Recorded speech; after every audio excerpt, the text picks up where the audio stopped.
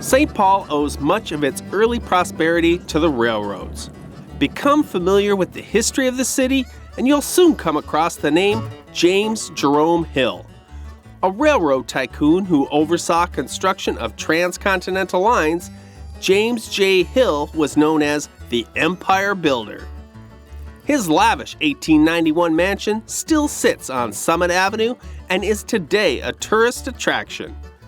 J.J. Hill funded the construction of our Central Library, and across town is another historic Hill site, the Jackson Street Roundhouse.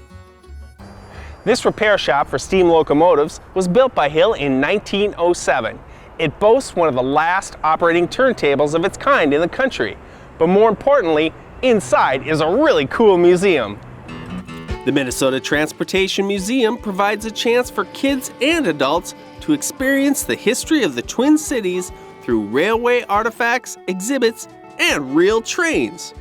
Eric Johnson is the museum's executive director.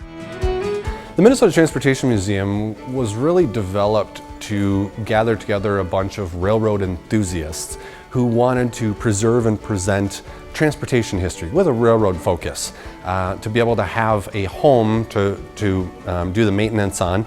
No better fit than James J. Hill's actual maintenance facility.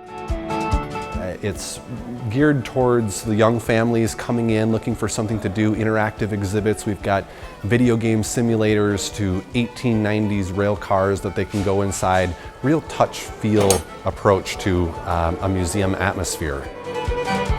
Museum visitors are able to explore actual train engines and rail cars. So the locomotives, we have everything from the Dan Patch Electric, which is inside the museum here, is a gas electric locomotive that would have been used in 1913 down in Savage. We've got some steam engines that are 100 years old, a few of those under restoration currently.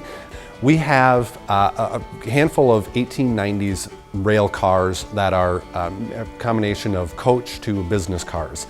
And the 1890s business car is one of our feature ones in the museum here itself, owned by a millionaire at the time. A group of dedicated volunteers keeps the nonprofit organization chugging along. We have hundreds of volunteers at one point or another who have volunteered time to come in, help on restoration projects, even set up decorations for holiday events. They just love coming in and being a part of this organization, being a part of history, being part of a museum. Again, it's all really about what their passion is, and a lot of them are really passionate about railroading history. Behind the Roundhouse, you'll find more engines and cars to check out, along with a handful of vintage buses that are also part of the collection. You can get an up-close look at that turntable, and there is a stretch of track where you can take a short caboose ride, and even ride up front in the engine.